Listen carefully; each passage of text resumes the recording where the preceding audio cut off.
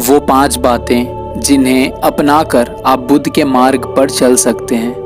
वो 5 बातें जिन्हें आपने अपने जीवन में अपना लिया तो आपका पूरा जीवन रूपांतरित हो जाएगा। इससे पहले कि मैं वो 5 बातें आपके सामने रखूं, उससे पहले मैं बुद्ध के जीवन से जुड़ी एक छोटी सी कहानी आपको सुनाऊंगा, जिसके बाद आप उन 5 बातों को और भी अच्छे से समझ सकेंगे और बुद्ध के मार्ग पर चल पाएंगे। एक बार एक 22 वर्ष का युवक बुद्ध से काफी प्रभावित होकर उनका शिष्य बन जाता है और अपना घर छोड़कर बुद्ध के पास आ जाता है। लेकिन उसके माँ बाप को उसका ये निर्णय सही नहीं लगता और वो दोनों बुद्ध के पास जाते हैं और उनसे कहते हैं, हमने आज तक अपने पुत्र की कोई बात नहीं टाली। उसने हमसे जो कुछ भी मांगा हमने उसे दिया, परंतु आज उसके इस निर्णय से हम बहुत दुखी हैं। हम समझ नहीं पा रहे कि आखिर हम क्या करें। ये सुनकर बुद्ध उनसे प्रश्न करते हैं, आप अपने पुत्र का जीवन कैसा चाहते हैं? माता पिता जवाब देते हुए कहते हैं, जिसमें हमारा पुत्र खुश रहे, बस यही चाहत है हमारी। बुद्ध बोले, आपके पुत्र ने उसकी अपनी मर्जी से सन्यासी होने का निर्णय किया और एक व्यक्ति सन्यास के मार्ग पर तभी आता है जब उसे सांसारिक जीवन का दुख नजर आ जाता है। आप दोनों जिस तरह के जीवन में अपने पुत्र के लिए सुख देख रहे हैं, इसे उस तरह के जीवन में सुख नजर नहीं आता। लेकिन यदि इसके बावजूद आप चाहते हैं कि आपका पुत्र दुखों से भरा जीवन व्यतीत करे, तो आप लोग इसे यहाँ से ले जा सकते हैं। आपका इसमें पूरा अधिकार है।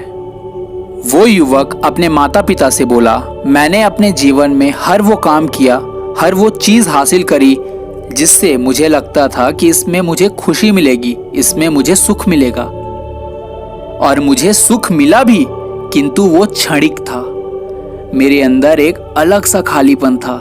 मुझे बिल्कुल समझ नहीं आ रहा था कि अब मैं क्या करूं। और तभी मुझे बुद्ध के दर्शन हुए और मुझे मेरे प्रश्नों के उत्तर मिलते गए। और अब मुझे ये समझ आ चुका है कि जीवन है तो केवल बुद्ध की शरण में। ये सुनकर उस युवक के माता पिता बुद्ध से बोले, हे बुद्ध, हम आपसे ये नहीं कहेंगे कि हमारे पुत्र को हमारे साथ वापस भेज दो, क्योंकि अब हमें ये समझ आ चुका है कि हमारे पुत्र की असली खुशी इसी में है।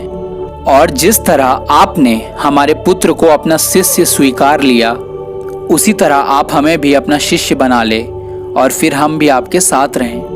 बुद्ध बोले, आपका पुत्र अपनी अंदर की प्यास के कारण भिक्षु बना है और आप अपने पुत्र के मोह के कारण भिक्षु बनना चाहते हैं। इन दोनों बातों में जमीन आसमान का अंतर है। आप इस बात को समझिए, मेरा उद्देश्य किसी को सन्यासी बनाना नहीं है। मैं तो केवल अपने अनुभव की बात करता हूँ और जिसे उचित लगता है वो खुद धर्म के मार्ग पर चलने लगता है। ये सुनकर उस युवक के माता पिता बोले, तो क्या हमें धर्म के मार्ग पर चलने का अधिकार नहीं?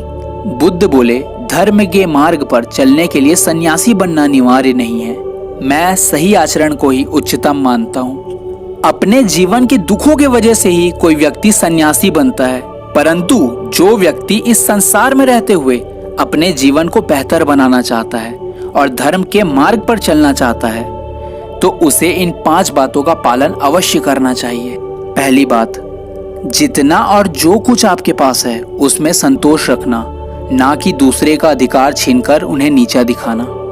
जब आप किसी दूसरे का अर्जित किया धन या अधिकार छीनते हो, तब आप ये साबित करते हो कि आप एक दरिद्र हो। और इस बात को सदैव याद रखना, दरिद्रता का संबंध धन से नहीं, आपकी सोच से होता है। अगर आपकी सोच दूसरों के लिए हित चाहती है तो आप सोच से राजा हो, भले ही आपके पास धन हो या नहीं। किंतु यदि आपकी सोच दरिद्र है तो आप दरिद्र ही रहोगे, भले ही आपके पास कितना धन क्यों ना हो जाए।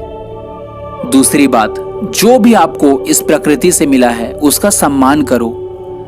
आपको इस प्रकृति से ये शरीर मिला है, सांसें मिली है, ये मन मिला है, इनका आपको भली भांति सम्मान करना होगा।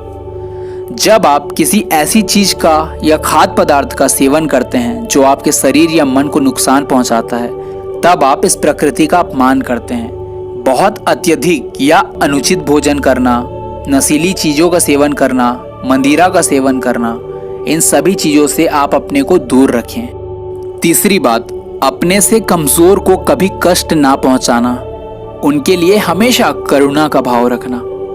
हर व्यक्ति के अंदर करुणा है, दया है, प्रेम है, इसलिए कभी भी उन व्यक्तियों को कष्ट ना पहुंचाएं जो आपसे बल और बुद्धि में कमजोर हैं।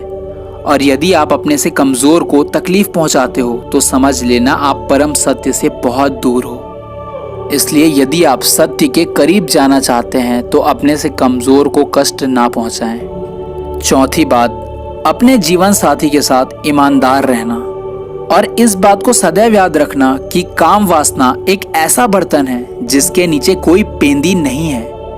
आप इस बर्तन को जितना भरने का प्रयास कर लो फिर भी वो कभी भर नहीं सकता और खाली का खाली ही रहेगा, चाहे इस ब्रह्मांड की सबसे सुंदर स्त्री या पुरुष तुम्हें मिल क्यों ना चाहे। ये काम वासना नामक बर्तन को भरने का कोई उपाय नहीं। इसलिए अपने साथी के प्रति ईमानदार रहो, क्योंकि ईमानदारी एक ऐसा गुण है जो ये सुनिश्चित करता है यदि आप ईमानदार हो तो आपका लक्ष्य चाहे जो भी हो वो प्राप्त होना तय है। पांचवी और आखिरी बात, निष्काम भाव से कर्म करिए। हमेशा जरूरतमंद का साथ दीजिए, उनकी मदद करिए। जो आपसे आर्थिक और मानसिक रूप से कमजोर हैं उनकी सहायता अवश्य करें, बिना ये उम्मीद लगाए कि आप ऐसा करेंगे तो सामने वाले से आपको क्या लाभ होगा। और अगर आप बिना अपने लाभ का सोचे लोगों के हित के लिए कार्य करते जाते हैं फिर आप उतना ही परम सत्य के नजदीक होते जाते हैं। और आपने इन 5 बातों का पालन कर लिया तो आप संसार में रहते हुए भी धार्मिक व्यक्ति कहलाएंगे। दोस्तों, अब मैं आपसे जानना चाहता हूं कि आपने इस कहानी से क्या सीखा और अभी वर्तमान में इन 5 बातों में कितनी बातों का आप अपने जीवन में पालन करते हैं। कमेंट में जरूर बताइएगा।